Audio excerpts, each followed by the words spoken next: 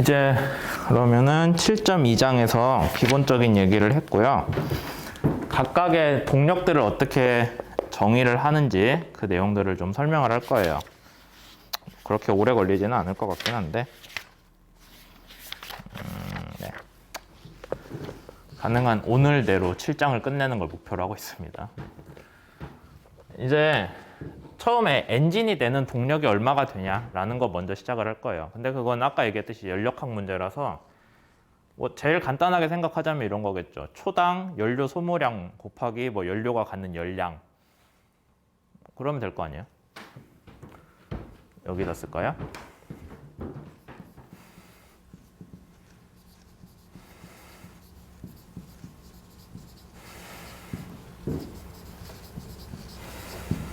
뭐 이렇게 하면은 기관이 태우는 그 연료, 뭐 주로 석유겠죠. 석유로 인한 에너지 발생량, 동력이 나오겠죠. 근데 그거는 얘가 100% 다 유효한 기계적 에너지로 변환된다는 보장이 없잖아요. 우리가 되게 이런 연력학적 기관이면 효율이 한 50% 미만이거든요. 아마 배 같은 거는 컨트롤 잘 되면 50%좀 넘어갈 거예요.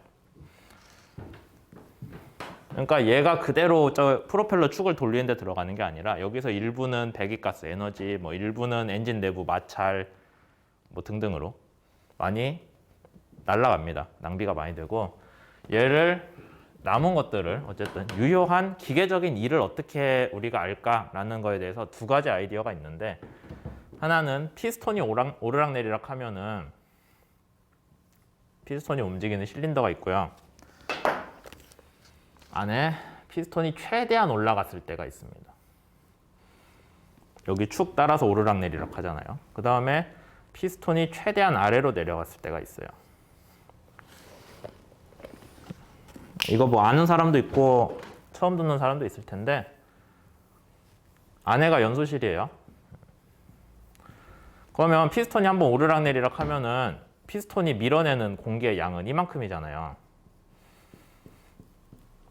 피스톤이 제일 위로 올라갔을 때가 제일 위로 올라가서 가만히 있는 점이라고 해서 탑 데드 엔드라고 하고요. 탑 데드 포인트다.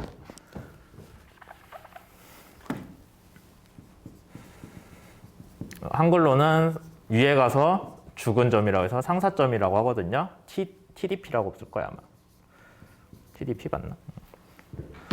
그 다음에 이제 아래로 내려오면은 피스톤이 또 아래로 내려와서 멈췄다 다시 올라가잖아요. 여긴 하사점. 아마 바텀이었나? 잘 기억 안 나네요. 주로 상사점 얘기만 해서. 하여튼 내려가면 이거예요. 그래서 상사점에서 하사점까지 왔다 갔다 할 때 피스톤이 밀어내는 공기양 있잖아요. 밀어내는 우리가 밀어낸단 말 저기 처음에 선박 개론에서 몇 번 썼었거든요. 디스플레이스먼트예요. 우리가 배수량이라고 부르는 그 디스플레이스먼트랑 똑같은 어원이고요. 근데 여기서는 물을 밀진 않죠. 공기를 밀어내잖아요. 배기량이라고 부릅니다. 그럼 배기량 하면 어디서 들어봤죠? 뭐 우리 자동차는 엔진이 배기량이 얼마야? 그게 이거예요. 피스톤이 위아래로 움직일 때 밀어내는 공기의 부피가 배기량이고요. 뭐 피스톤이 4개 달린 자동차 엔진이다. 얘 곱하기 4 하면 되죠. 그런 식으로 계산을 합니다. 물론 이제 배 엔진은 훨씬 크니까 배기량도 무시무시하겠죠. 어쨌든 그 배기량 부피고요. 얘는. 그 다음에 실제 엔진을 돌릴 때 엔진 안에 평균 압력을 재요.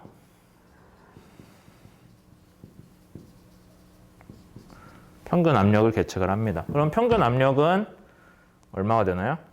힘을 면적으로 나눈 거잖아요.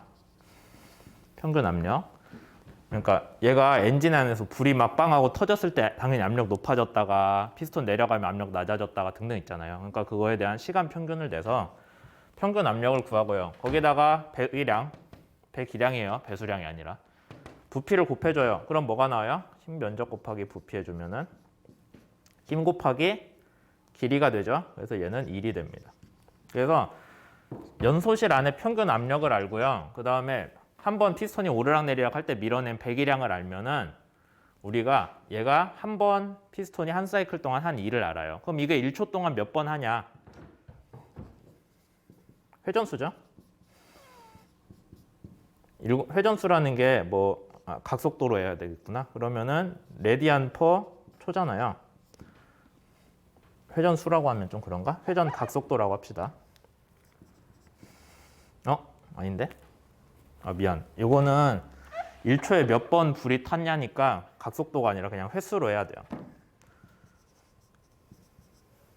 회전수. 이렇게 해주면은 1초에 몇 줄이 나오냐가 나오죠. 여기까지 이해됐죠? 내연기관에 대해서 피스톤 연소실 안에 평균 압력 곱하기 1초에 얼마나 공기를 밀어내냐 그래가지고 그걸 다 계산을 해주면은 이런 식으로 나오고, 얘를 우리가 엔진이 이런 계측한 데에서 나타내는 값이라고 해서 도시 압력이라고 부릅니다.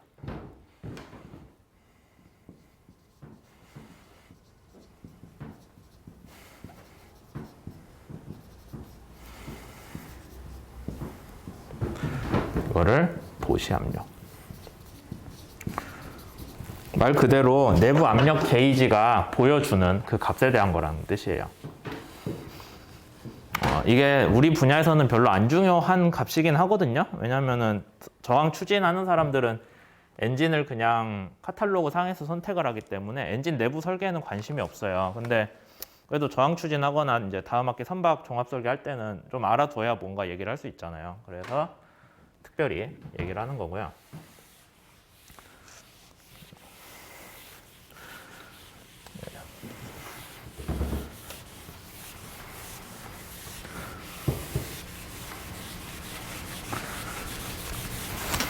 그럼 도시 압력까지 얘기를 했고요.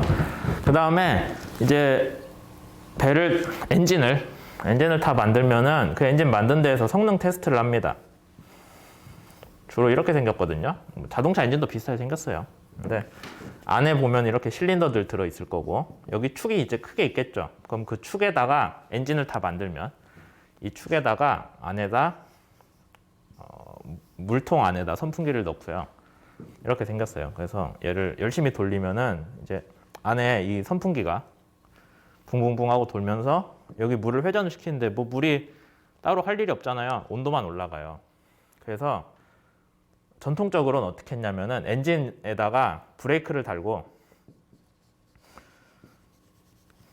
브레이크 잡고 엔진 막 돌리면은 브레이크가 열이 올라갈 거잖아요. 그 양을 재요. 그래서 축에 전달되는 양인데 어떤 식으로 쟀어요? 엔진을 멈춘 상태로 브레이크를 잡아서, 여기서도 물 안에 선풍기 들어있는 것도 일종의 유체역 학적 브레이크라서 걔를 재는 게 얘가 제동 압력입니다.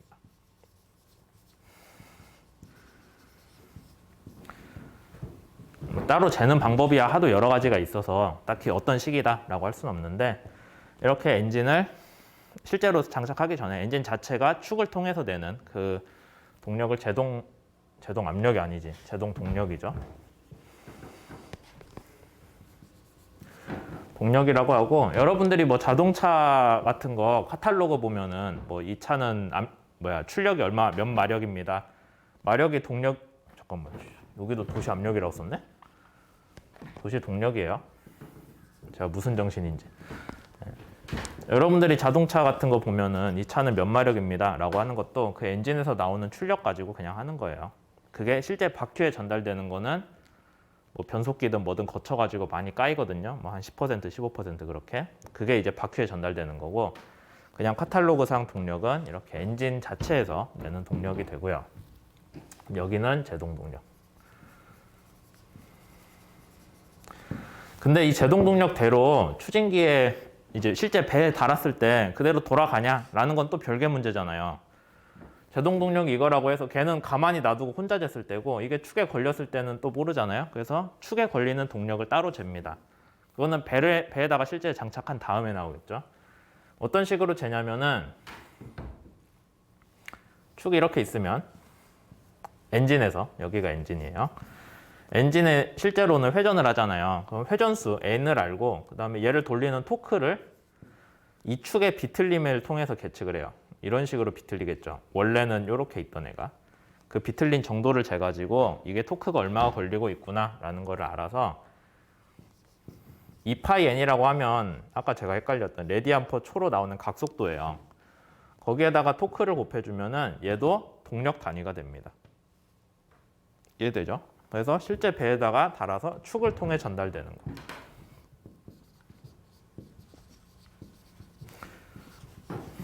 어떻게 구한다고요? 토크 곱하기 각속도. 회전수가 아니에요. 각속도로 해줘야 맞습니다. 걔는 축 동력이라고 불러요. 여기서 전달되는 게 축 동력. 그 다음에 이제 축이 쭉 있는데 그냥 공중에 떠 있지 않거든요. 축이 상당히 무겁잖아요. 걔를 받쳐주기 위해서 베어링도 들어가고 축을 이렇게 회전은 유지시켜주면서 받쳐주는 그런 애도 있고, 여기는 물이 안 새게 좀 막아야 되니까 아무래도 축을 이렇게 좀 더 잡고 있겠죠. 그런 것들이 있어서 중간에 전달되면서 뭔가 많이 깎여요. 동력이. 손실이 있어요. 그걸 다 감안해서 추진기에 들어가는 토크랑 각속도는 그대로겠죠. 축이 한 몸뚱아리로 돌고 있으니까 각속도는 같은데 토크는 좀 줄었을 거 아니에요. 앞에서 뭐 이건저런 마찰로 까먹었으니까. 그게 추진기에 전달되는 동력이라고 해서 전달 동력이라고 합니다. 그 다음에 추진기가 뭔가 일을 알아서 해가지고 뒤로 추력을 만들어내죠. 그 다음에 배가 그 추력으로 인해 가는 속도가 있잖아요. 일정하게 가는 속도. 추력 곱하기 이게 추진 동력. 마지막은 뭐가 있어요? 저항 곱하기 이게 추진 동력 다음에 유효 동력. 이렇게. 그래서 우리가 총 6개의 동력을 여기 책에서 얘기를 하고 있는 거죠. 그런 것들은 뭐 다 설명을 한 것 같고요.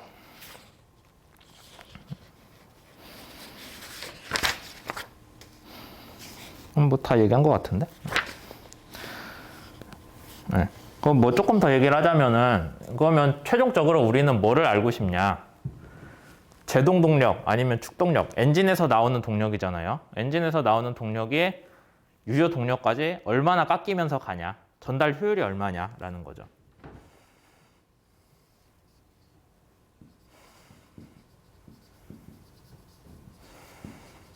이 추진기랑 이 시스템 내 전체의 효율이 얼마냐라는 걸 했을 때 이제 여러분들이 계산을 해야 되는 게, 그러면 축 동력 아니면 제동 동력을 분모에 놓고 위에다가 유효 동력을 놓으면 되잖아요.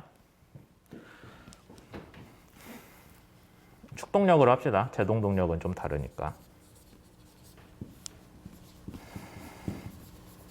얘를 한 번에 구하면 좋은데 그게 좀 어려우니까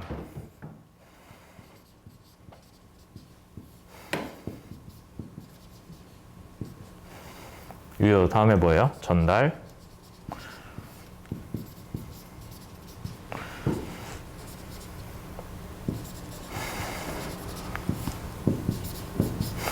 축동력. 뭐 이런 식으로 분수를 쪼개가지고 계산을 많이 하고요. 이제 우리가 실제로 많이 관심을 갖는 효율이 얘를 많이 관심을 갖고요.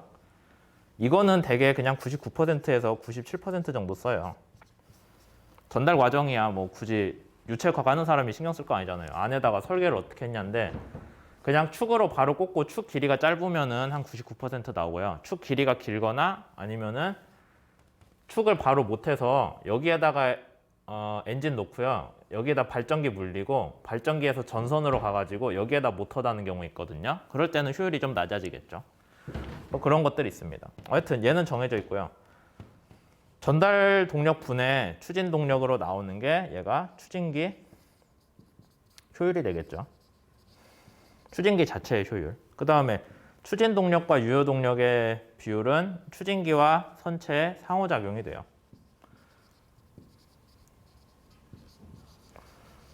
상호작용. 그래서 이거는 7장, 8장에서 배울 거고요. 이거는 이제 9장에서 배울 거예요. 이제 전체적으로 이런 식의 동력들을 우리가 구해서 쓴다라는 거죠. 그러면은 7.2에서 필요한 얘기는 다 한 것 같거든요. 7.21에서 필요한 얘기는 다 했고, 몇 분 됐지? 네, 잠깐 잘랐다가 7.22 가서 할게요.